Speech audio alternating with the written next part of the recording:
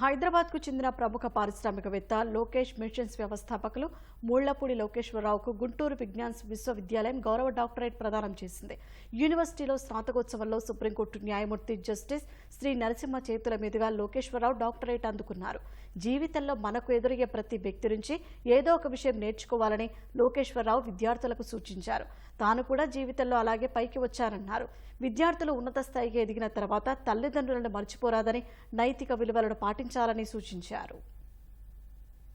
At this juncture, my advice number 1 is, please do not forget the family which helped you to get here.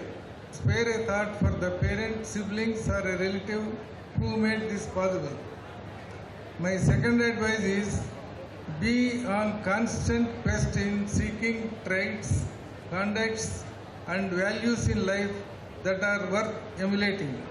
If you are observant and watchful, you will find plenty of them. So with these 2 simple pieces of advice, I wish you all a life full of fulfillment and greatness.